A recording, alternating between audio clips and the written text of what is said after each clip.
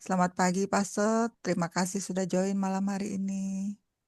Apakah suara saya terdengar baik? Baik sekali. Silakan lanjutkan. Saya bisa minta tolong di share screen. Pak Stef, silakan Pak Stef.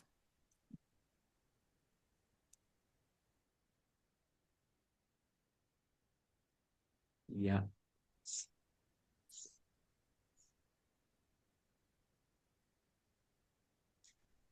saya beberapa kesempatan lalu sudah membagikan beberapa sumber tentang wajah kudus yang ditulis oleh beberapa pengarang.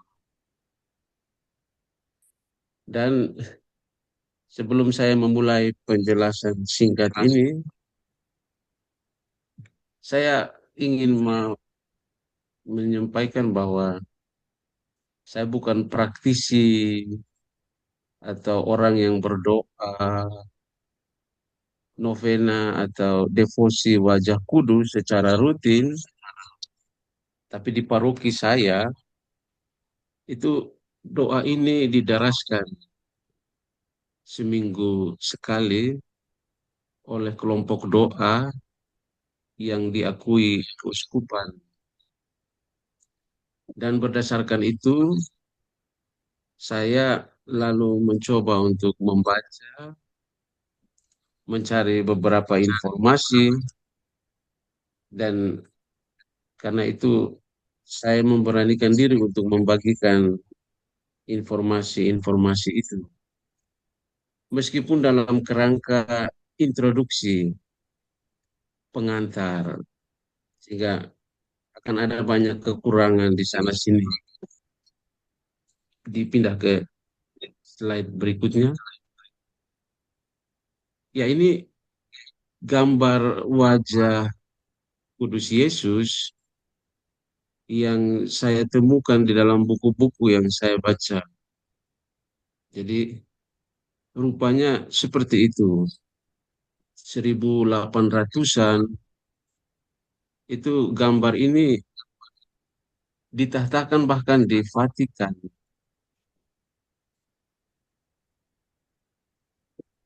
Diteruskan ke slide berikutnya.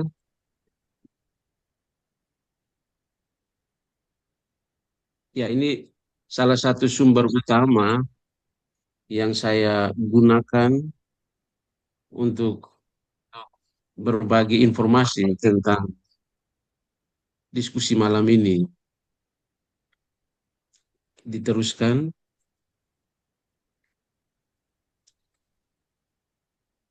devosi wajah kudus sesuai sumber yang saya tampilkan tadi, itu dicetuskan oleh tiga tokoh ini.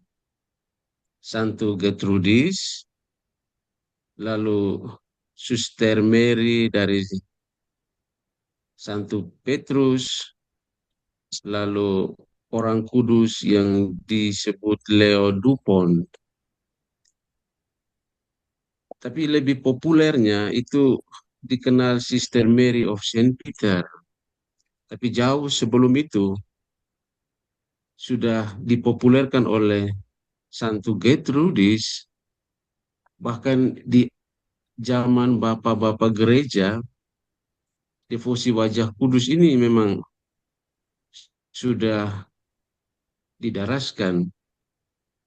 Bahkan menurut cerita dalam buku yang saya baca, devosi ini dimulai saat Veronica mengusapi wajah Yesus, lalu bertolak dari peristiwa itu, doa kepada wajah kudus Yesus dimulai. Tapi kemudian dikenal secara luas di zaman kita, itu karena dipopulerkan oleh Suster Maria dari Santo Petrus. Dia seorang biarawati yang akhirnya menerima sejumlah penampakan, dan dengan itu dia membagikan pesan-pesan Tuhan yang ia jumpai dalam penampakan itu. Lalu setelah wafatnya, devosi ini kemudian diteruskan oleh Leo Dupont, seorang awam, pengacara di Prancis, dan diturun-temurunkan sampai zaman kita. Jadi itu kira-kira para pencetus awal devosi wajah kudus. Ada tiga tokoh, Santo Gertrudis, Suster Maria dari Santo Petrus, dan Leo Dupont. Bisa diteruskan?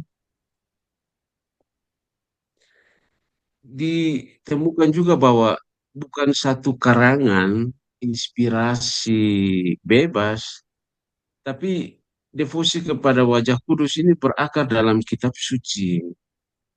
Ada pada Mazmur dan juga pada kisah-kisah Injil, terutama tentang kisah sengsara Tuhan, bahkan juga di zaman para nabi, Nabi Yesaya sudah menyebutkan tentang wajah kudus dalam pewartaannya. Bisa diteruskan? Ini salah satu Mazmur yang kita coba lihat. Itu disebutkan, perlihatkanlah wajahmu, maka kami akan selamat. Kita bisa mendapatkan bayangan bagaimana wajah itu jalan keselamatan. Dia bukan hanya menjadi tanda sebagai tampilan tubuh, tapi wajah menurut Mazmur 80 jalan keselamatan. Dia paralel dengan kata-kata Tuhan sendiri, akulah jalan, akulah kebenaran, akulah kehidupan. Petikan Mazmur ini bisa dibayangkan setara dengan kata-kata Tuhan itu. Perlihatkanlah wajahmu, maka kami akan selamat. Jadi wajah kudus Tuhan itu menurut Mazmur itu jalan keselamatan, bahkan identik dengan keselamatan. Bisa diteruskan. Lalu bagaimana wajah yang adalah jalan keselamatan dalam gambaran pemazmur tadi, itu lalu dihina, lalu disiksa dalam beberapa kutipan itu. Mereka meludahi mukanya dan meninjunya, sebagian meludahi dia, menutupi mukanya, dan memulai memukulnya. Orang-orang yang menahan Yesus mengolok-olok dia dan memukulnya. Mereka menutupi mukanya. Coba dibayangkan wajah Tuhan yang oleh pemazmur digambarkan sebagai jalan keselamatan, lalu mengalami siksa derita dalam kisah sengsara Tuhan itu. Dan teks-teks ini lalu menunjukkan pada kita bahwa wajah itu dihina, jalan keselamatan itu dikaburkan, jalan keselamatan itu menjadi tertutup karena oleh tindakan yang kita sebutkan dosa. Wajah yang adalah jalan itu akhirnya menjadi kabur, tertutup, dan tidak kelihatan. Bisa diteruskan.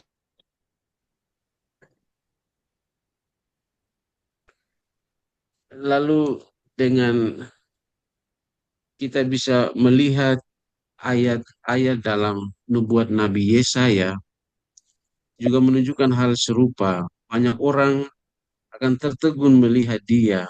Rupanya begitu buruk, bukan seperti manusia lagi. Ia dihina dan dihindari orang. Orang menutup muka terhadap dia.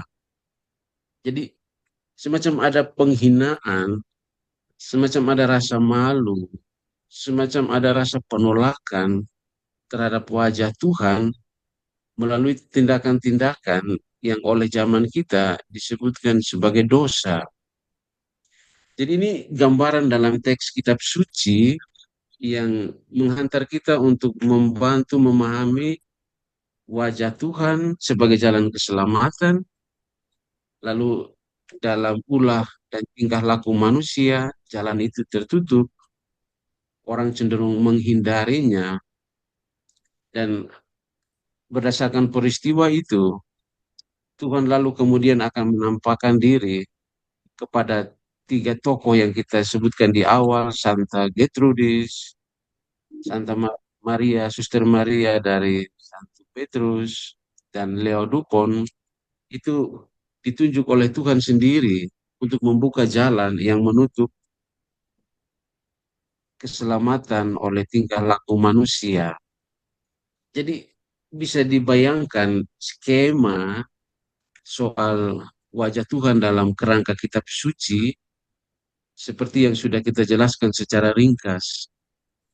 Wajah adalah jalan keselamatan, ditutup oleh ulah manusia, dan Tuhan menunjukkan bagaimana jalan membukanya melalui tiga tokoh yang kita sebutkan namanya, Santa Gertrudis, Suster Maria, dan Leo Dupont. Mereka dipilih oleh Tuhan untuk menunjukkan bagaimana membuka kembali jalan yang telah tertutup, wajah yang menjadi kabur melalui devosi kepada wajah kudus Tuhan. Jadi kira-kira itu dasar kitab sucinya yang bisa kita sebutkan saat ini untuk menentukan di mana letak dasar kitab suci doa wajah kudus dan di mana posisi kita saat berdoa devosi kepada wajah kudus. Jadi dasarnya itu mulai kelihatan setelah kita gambarkan beberapa ayat tadi. Bisa diteruskan. Nah, ini satu gambaran, ini buku yang ditulis oleh Romo Thomas, bagaimana wajah itu sebenarnya dia menjadi jalan. Wajah itu menjadi satu tanda yang menurut Romo Thomas itu penampakan kehadiran Tuhan dan juga sebagai dasar berperilaku baik. Nanti bisa ditemukan itu dijual di toko rohani Katolik, enigma wajah orang lain. Menarik buku itu kalau dibaca akan memberi juga gambaran tentang wajah dalam perspektif filosofis, wajah dalam perspektif antropologi, lalu diantar untuk memahami wajah Tuhan dalam rupa yang sesungguhnya itu menarik untuk dielaborasi. Tapi wajah dalam pemahaman kita bahkan dalam kerangka antropologi itu adalah dasar etika. Coba dibayangkan seperti ini. Mengapa orang saling menolong? Apa yang kelihatan pertama saat orang tergerak hati untuk menolong? Wajah akan tampil sebagai piranti utama yang membuka ruang bagi orang untuk saling menolong, saling membantu, bahkan saling berinteraksi. Wajah itu selalu menjadi tameng pertama, pintu masuk untuk orang berbagi, untuk orang saling mengasihi. Karena itu disebutkan sebagai dasar etika. Nanti dalam diskusi kita akan coba mendalami pemikiran itu. Bisa diteruskan. Dan nada yang sama juga ditampilkan oleh Santo Yohanes Paulus II dalam pemikiran yang ia sebutkan teologi tubuh. Dia menyebutkan bahwa tubuh itu tidak hanya sekedar sebagai apa yang tampak, tetapi justru sebagai tanda kehadiran, sebagai satu sakramen yang menunjukkan bahwa Allah hadir dalam inkarnasi pertama-tama justru melalui tubuh, bukan lewat gagasan, bukan lewat konsep, tapi lewat tubuh yang nyata. Dan tubuh itu tidak lain dan tidak bukan juga dikenal sebagai wajah. Maka wajah sekali lagi menurut Santo Yohanes Paulus II adalah tanda kehadiran Tuhan sendiri. Itu dasar teologis yang coba kita elaborasi setelah kita menemukan dasar biblisnya, lalu bagaimana pemikiran modern tentang wajah yang ditulis oleh Romo Thomas, lalu secara teologis melalui teologi tubuh, itu memberi satu wawasan bahwa wajah itu bukan satu penemuan kelompok doa kecil yang lalu menunjukkan bahwa wajah Tuhan perlu diagungkan, tetapi menjadi wawasan universal kemanusiaan kita. Dia bagian dari pengetahuan dan juga pemahaman kita. Bisa diteruskan. Ini satu uraian kecil soal bagaimana saat berdevosi, rahmat Tuhan itu disalurkan kepada kita lewat devosi wajah kudus.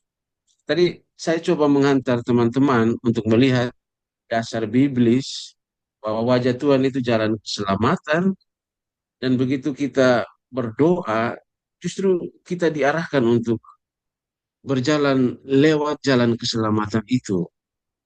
Dan itu ditunjukkan oleh apa yang disebutkan dalam perhentian jalan salib keenam, Veronica mengusapi wajah Tuhan.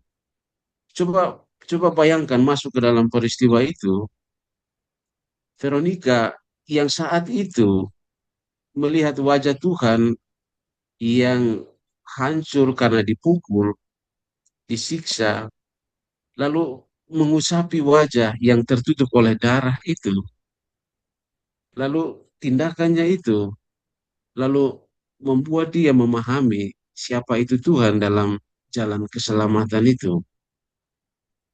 Jadi dengan mengusapi wajah Tuhan yang dilumuri darah, dia akhirnya menemukan kembali keindahan wajah Tuhan.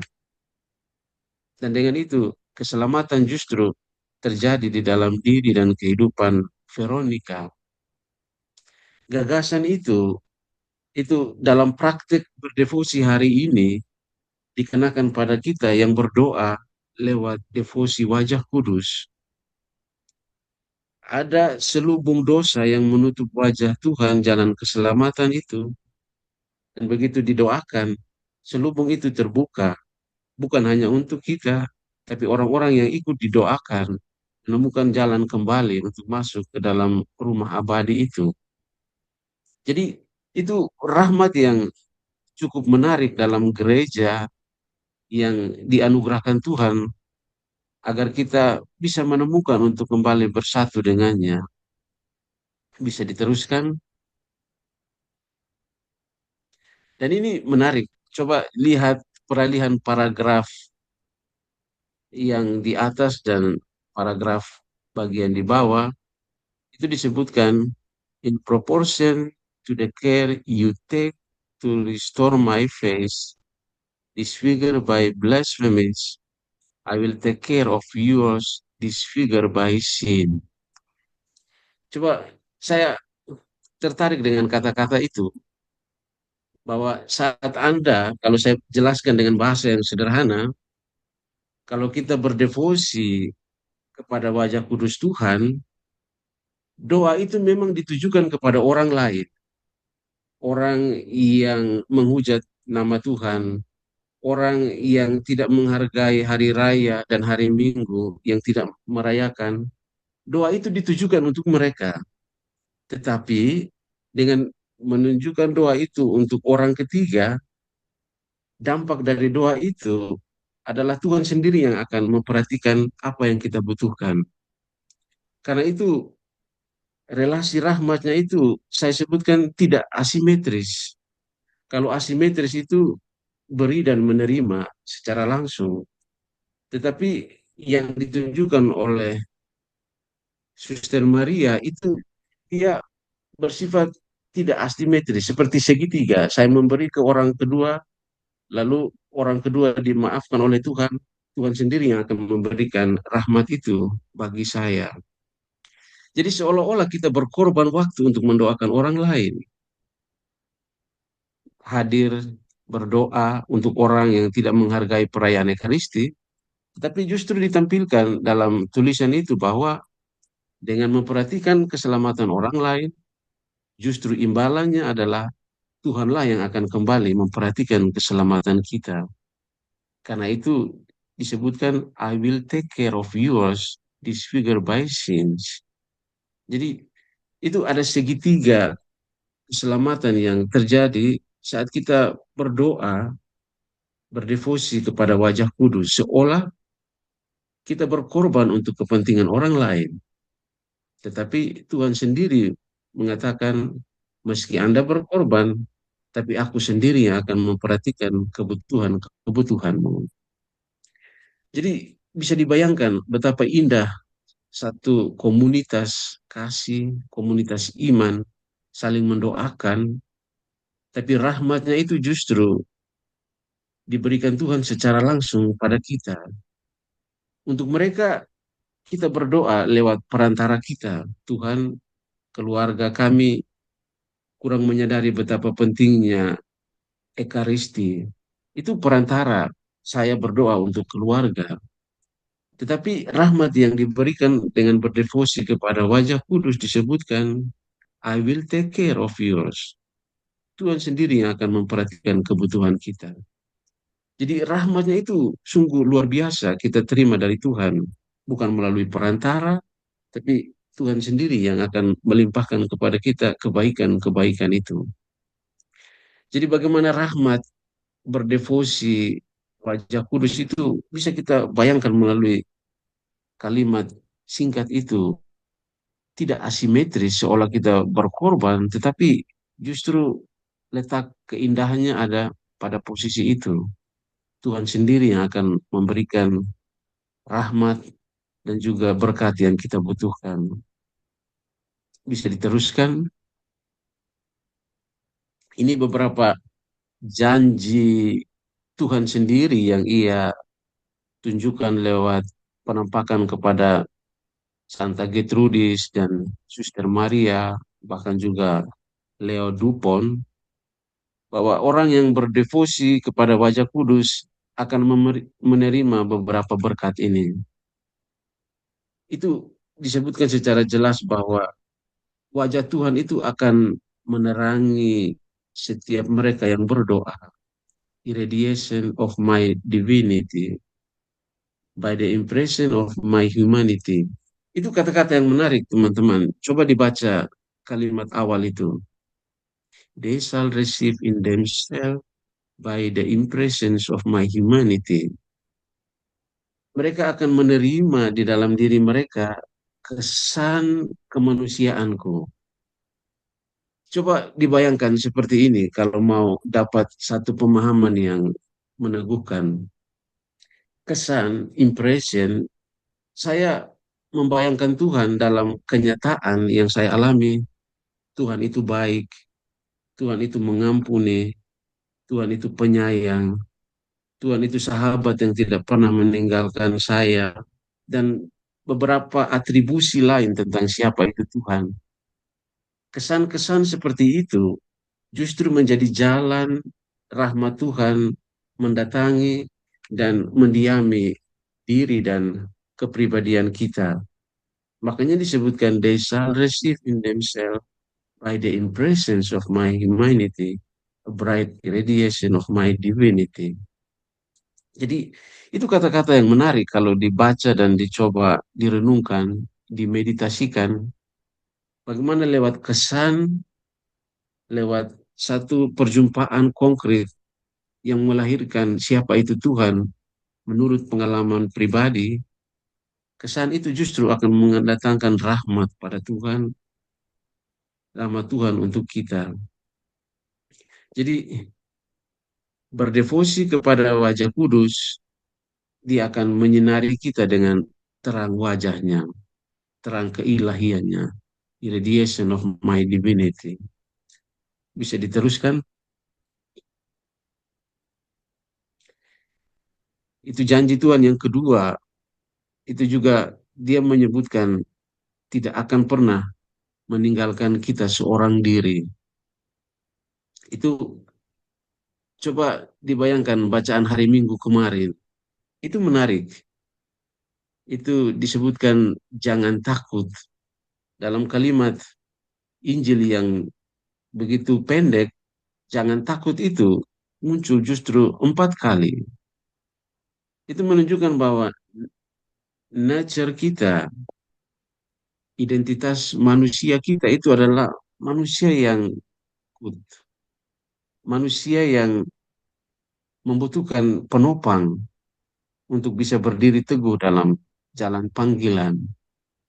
Dan justru dengan identitas seperti itu, Tuhan hadir meneguhkan dengan kata-katanya, jangan takut. Itu paralel juga dengan devosi kepada wajah kudus ini.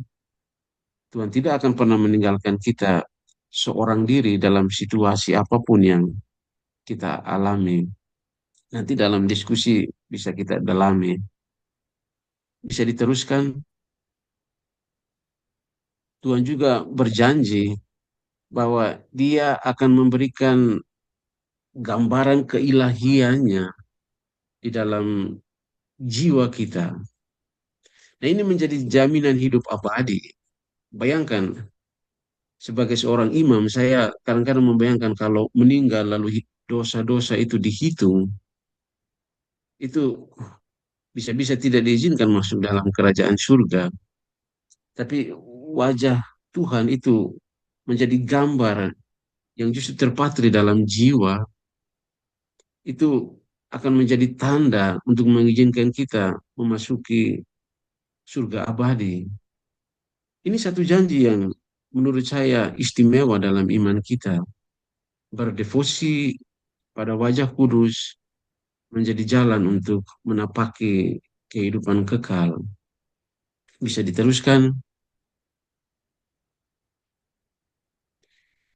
janji yang lainnya adalah akan ada mujizat-mujizat yang justru terjadi dalam hidup kita saat devosi ini kita doakan atau kita daraskan. Kalau kita baca riwayat hidup Suster Maria dan Leo Dupan, itu akan kelihatan bagaimana mujizat-mujizat itu nyata. Bahkan untuk orang-orang yang setahu saya berdevosi secara rutin, itu mengalami beberapa anugerah istimewa dari Tuhan lewat devosi ini. Janji yang lain adalah akan ada pertobatan untuk orang-orang di sekitar kita, bisa keluarga, kerabat, kenalan, sehingga devosi ini juga bisa menjadi satu silih untuk famili, kerabat, kenalan yang kita cintai, yang menyimpang dari jalan Tuhan. Saat didoakan, mereka ikut menikmati rahmat Tuhan. Itu janji saat kita berdoa, devosi kepada wajah kudus. Bisa diteruskan. Hal yang berikutnya adalah dalam kerajaan surga, itu disebutkan secara jelas bahwa bahkan keinginan kita, intensi kita, itu ikut dikabulkan.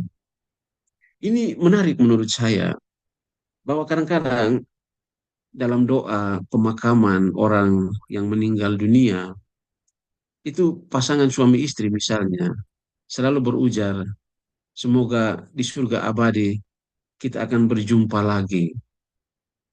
Kita akan kembali bersatu sebagai keluarga dalam rumahmu yang abadi. Nah, ini paralel juga dengan rahmat yang akan diterima saat berdevosi kepada wajah kudus. In the kingdom of heaven, you will obtain all you desire. Means, apa yang kita rindukan, apa yang menjadi intensi kita, itu bisa juga diucapkan saat kita memasuki surga abadi. Semoga anakku, semoga keluargaku, semoga umat parokiku juga ikut menikmati rahmat yang sama. Jadi ada kerinduan yang bisa menjadi intensi untuk banyak orang. Dan yang berikutnya, dengan menghormati wajah kudus Tuhan, itu keutamaan Veronica itu juga dihidupi oleh orang yang berdoa devosi kepada wajah kudus. Keutamaan Veronica itu apa? Tergerak hati untuk saling menolong, tergerak hati untuk membantu yang berkesusahan, menemukan jalan keluar yang ia tunjukkan pada Tuhan. Maka dengan berdoa devosi kepada wajah kudus, keutamaan itu juga menjadi bagian dari kehidupan dan karakter orang-orang yang berdoa devosi kepada wajah kudus. Bisa diteruskan. Yang berikutnya itu disebutkan bahwa akan ada patri wajah kudus Tuhan itu di dalam diri orang-orang yang mendoakannya. Mereka akan disucikan seperti pada saat awal kita menerima rahmat pembaptisan. Dosa-dosa asal dihapuskan dan kita mendapatkan kesucian untuk menjadi bekal diterima dalam kerajaan surga. Jadi state of holiness itu kembali kita peroleh justru melalui devosi kepada wajah kudus.